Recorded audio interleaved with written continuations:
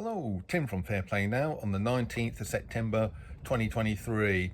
So, just been going through some Telegram things this morning and today, and I saw a recent video about Neil Oliver. You know who he is, I'm sure, especially if you're in the UK. If you're from abroad, he's a very outspoken TV presenter who is kind of on our side of thinking. Well, it turns out, as a Scottish guy, he was a fellow of the Royal Society of Edinburgh. To be honest with you, I've never heard of it, but it's apparently a very prestigious group to be a member of, and he joined it some years ago, and he got a communication pretty recently from them saying that the views he comes out with on his GB News monologues and dialogues is incompatible with their fellowship. So this is a classic case of cancel culture, isn't it? And it doesn't matter what you think of these people like Neil Oliver. You might think he's controlled opposition. I don't know. Personally, I've got no idea. But like I say in these videos, if people are coming out with what I perceive as the truth, it doesn't really matter with me. And if there's rumours that they might be controlled opposition, it's basically innocent until proven guilty as far as I'm concerned. But we shouldn't be focusing on that. We should just be focusing on this whole cancel culture thing.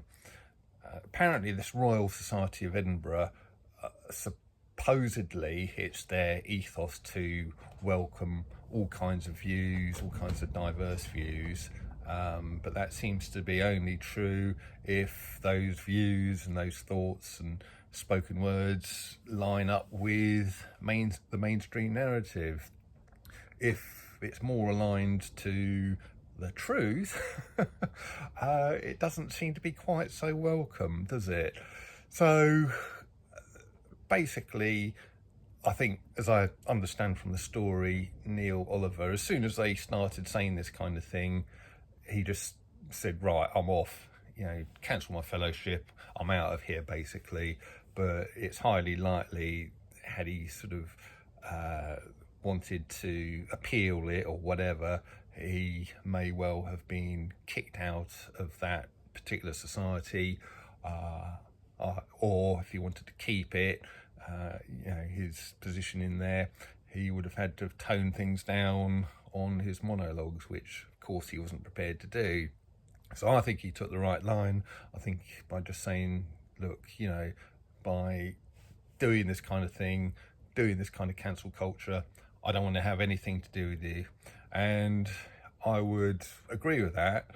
And I would say to any of these institutions, these companies, there seems to be a lot of this over the last few weeks and months, doesn't there? You had Nigel Farage and his banking thing, of course the whole thing about Russell Brand, and now this Neil Oliver thing, and there's various other people, Artur Pawlowski.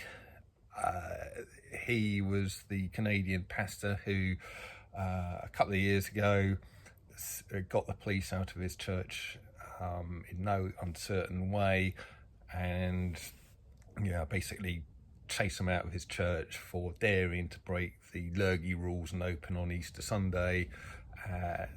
The authorities have been after him ever since, and apparently he was convicted and given a 60-day prison sentence just very recently, basically for just going to the truckers' protest and giving them a sermon of encouragement on that.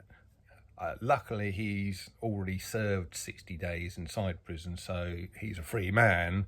But of course, he's got a criminal conviction now, basically just for doing his job, speaking the truth, and encouraging people in their rightful peaceful protest.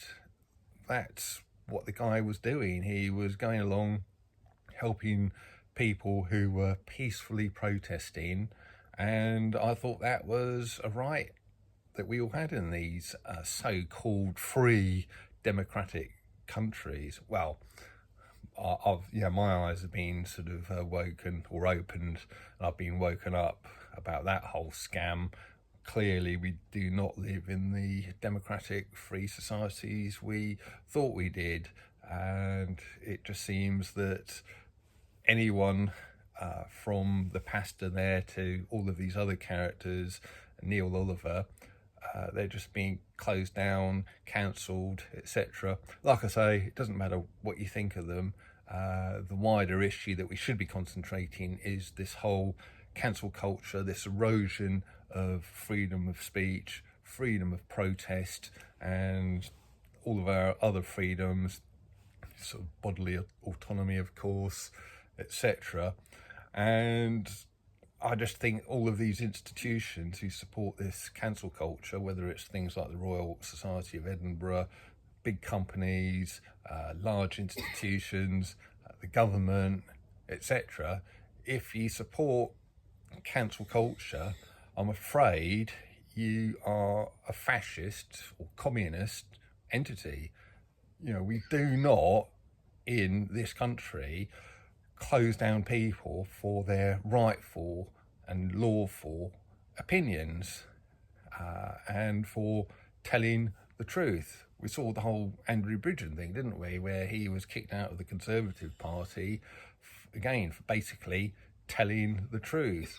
So is this the kind of society we want to live in? Is this the kind of society we want to go forward with, where if you express things that go against the government, corrupt governments as well, we all know that most of the MPs and the government are bought and paid for by corrupt entities and organisations who, aren't even based in this country.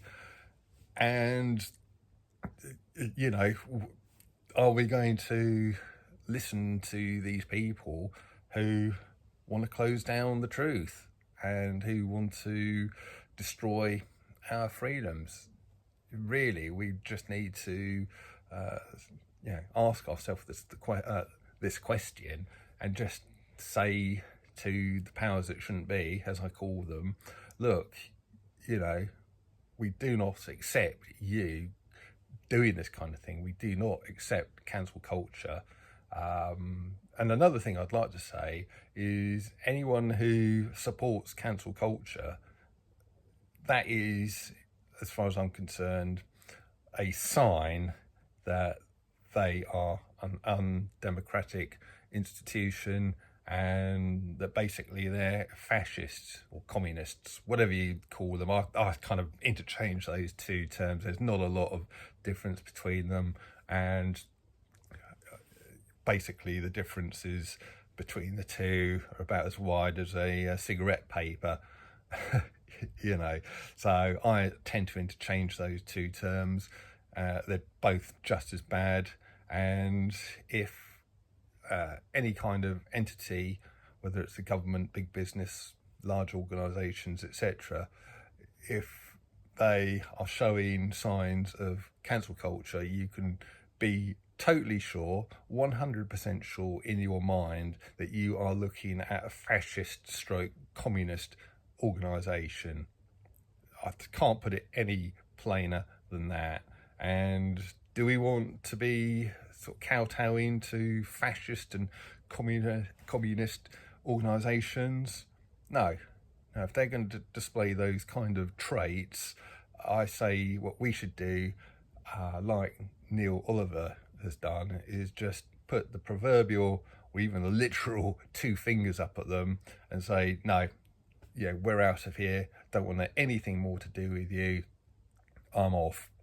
So, I think that is the message that we need to send out. Just, if the government's going to impose fascism on us, communism on us, we're going to sort of tell them, no, sorry, we don't comply.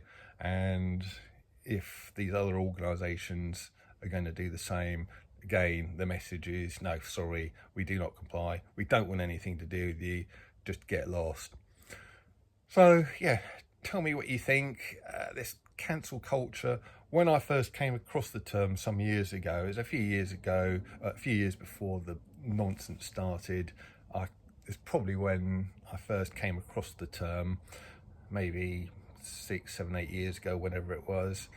Even then, I just thought, how can we have the concept of cancel culture in this so-called free society? It's just totally incompatible, and we should have just from day one said, no, this isn't what we do in this country. Going to have nothing to do with it. And people who do go along with cancel culture, I think you really need to take a good, long, hard look at the society and the world that you're creating through this cancel culture thing, and ask yourself the question, is this the world I really want for my children and my grandchildren? And I would suggest that any sane person would come to the conclusion that, no, I don't want my children and grandchildren growing up and coming into a communist or fascist world, a fascist or communist future. Thank you very much. So with that, I'm going to leave it. As always, leave a comment in the comment section below, whether you agree or disagree with what I've just said here, and I'll be back soon. Tim from Fair Play Now, thanks for watching.